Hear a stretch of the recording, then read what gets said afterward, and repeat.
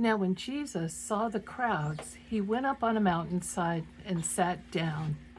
His disciples came to him, and he began to teach them.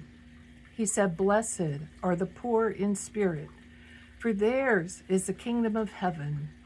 Blessed are those who mourn, for they will be comforted.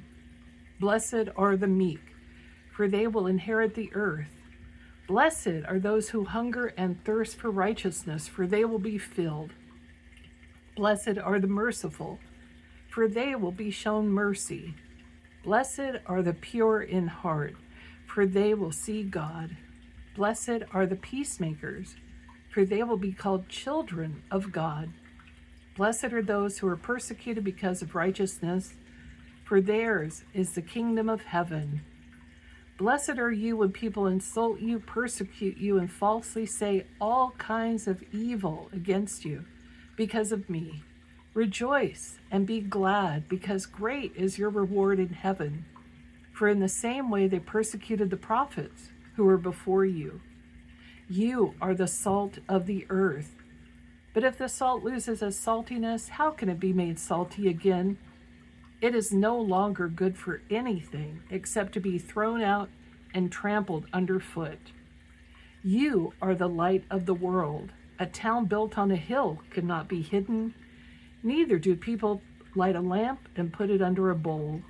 Instead, they put it on its stand, and it gives light to everyone in the house. In the same way, let your light shine before others, that they may see your good deeds and glorify your Father in heaven. Do not think I have come to abolish the law or the prophets. I have not come to abolish them, but to fulfill them. For truly I tell you, until heaven and earth disappear, not the smallest letter, not the least stroke of a pen will be by any means disappear from the law until everything is accomplished. Therefore, if anyone who sets aside one of the least of these commands and teaches others accordingly will be called least in the kingdom of heaven. But whoever practices and teaches these commands will be called great in the kingdom of heaven. For I tell you that unless your righteousness surpasses that of the Pharisees and the teachers of the law, you will certainly not enter the kingdom of heaven. You have heard that it was said to the people long ago, "You shall not murder, and anyone who murders will be subject to judgment." But I tell you that anyone who's angry with a brother or sister will be subject to judgment. Again, anyone who says to a brother or sister, "Raka," is answerable to the court, and anyone who says, "You fool," will be in danger of the fires of hell. Therefore, if you are offering your gift at the altar, and there remember that your brother or sister has something against you, leave your gift there in front of the altar. First go and be reconciled to them, then come and offer your gift. Settle matters quickly with your adversary who's taking you to court. Do it while you're still together on the way, or your adversary may hand you over to the judge, and the judge may hand you over to the officer, and you may be thrown into prison. Truly, I tell you, you will not get out until you've paid the last penny. You have heard that it was said, "You shall not commit adultery," but I tell you that anyone who looks at a woman lustfully has already committed adultery with her in his heart. And if your right eye causes you to stumble, gouge it out and throw it away. It's better for you to lose one part of your body than for your whole body to be thrown into hell. And if your right hand causes you to stumble, cut it off and throw it away. It's better for you to lose one part of your body than for your whole body to go into hell. It has been said, anyone who divorces his wife must give her a certificate of a divorce. But I tell you that anyone who divorces his wife, except for sexual immorality, makes her the victim of adultery. And anyone who marries a divorced woman commits adultery.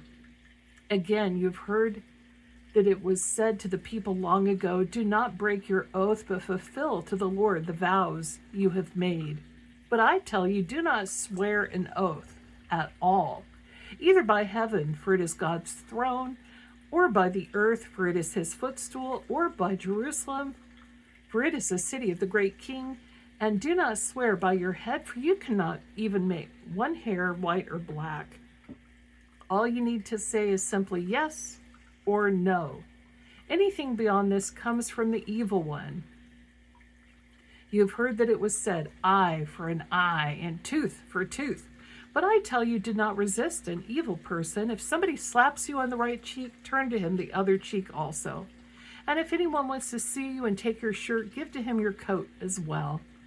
If anyone forces you to go 1 mile, go with them 2 miles. Give to the one who asks you. Do not turn away from the one who wants to borrow from you. You have heard that it was said, love your neighbor and hate your enemy. But I tell you, love your enemies and pray for those who persecute you, that you may be children of your Father in heaven. He causes his sun to rise on the evil and the good, and sends rain to the righteous and the unrighteous. If you love those who love you, what reward will you get? Are not even the tax collectors doing that? And if you greet only your own people, what are you doing more than others? Do not even the pagans do that? Be perfect, therefore, as your heavenly Father is perfect.